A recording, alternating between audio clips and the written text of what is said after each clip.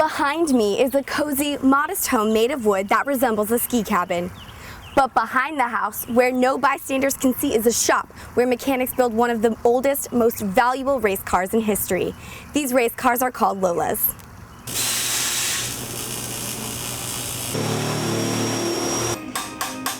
Mac McClendon is a renowned Lola historian and restorer.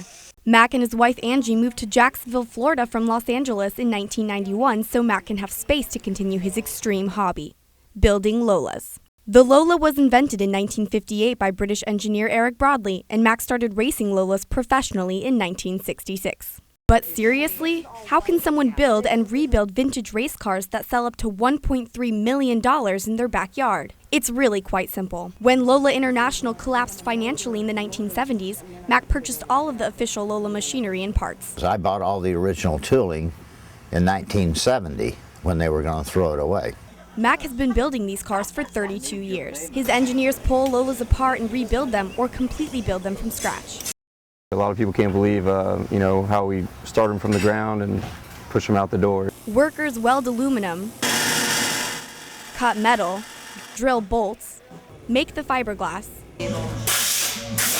apply primer, and sand and smooth the cars. And for what? A breathtaking machine that can race up to 250 miles per hour.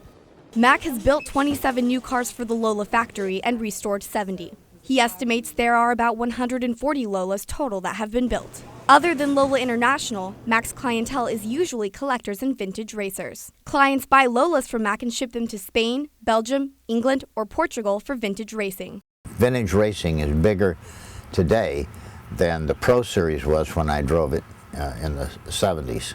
But Mac has a unique background that led him to his fascinating hobby. It all started when he was 15 years old.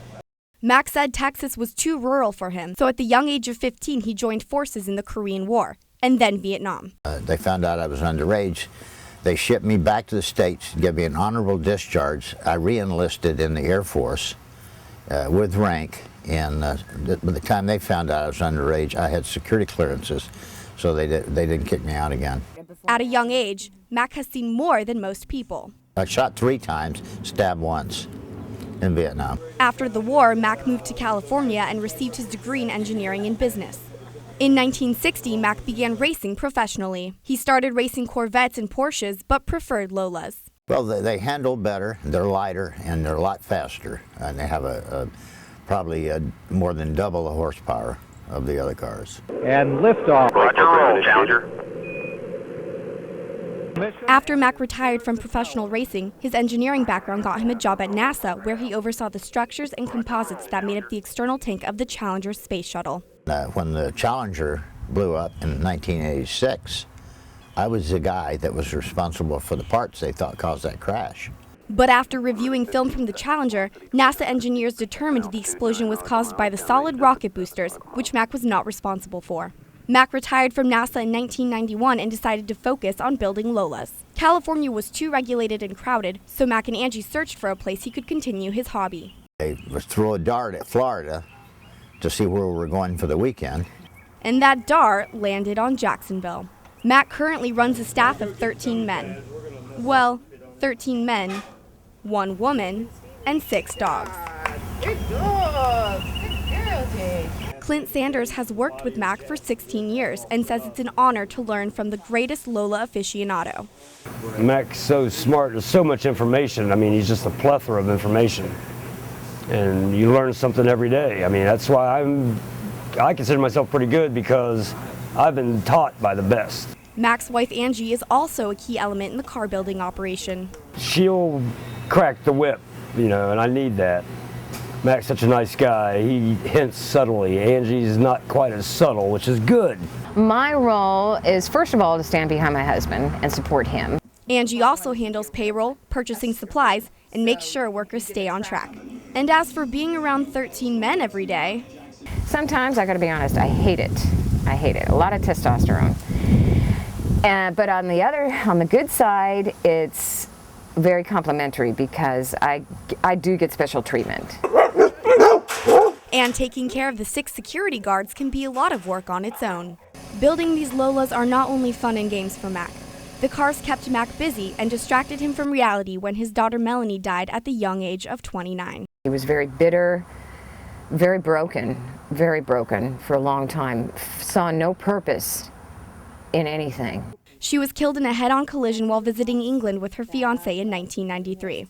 This was the last picture taken of Melanie in England before the accident. But basically, you don't get over somebody in your family dying, you just learn to live with it. And the cars help. Mac has overcome several obstacles, but more importantly, he has endured immeasurable successes. I asked Clint to describe Mac, and he says, Have you ever seen the Dos Equis commercial, The Most Interesting Man in the World? He lives vicariously through himself. He is the most interesting man in the world. He should be doing that commercial. Really? Yeah. It should be the most interesting and the smartest man in the world. That's funny, because Angie also said the world's most interesting man struck her as the perfect phrase for Mac. She also described Mac as Honest, a good man. That means he's got good values, he's got good looks, a good heart, a very good heart. Mac's response to being compared to the most interesting man in the world? They have a small world. At age 72, I asked Mac why he doesn't just retire and settle down. His response? Retiring for somebody old. Exactly. I'm not old yet. I'm young at heart. Young at heart he is. Mac has a true passion for these cars. He's raced them, restores them, builds them, and sells them. He almost knew he was destined to do things. Since Mac bought all the original tooling and machinery from Lola International, he truly is the only person who can carry on the Lola legacy. Well, I probably will never stop because there's always a new Lola. Somebody always wants one restored. Mandy Rogers reporting, WUFT News.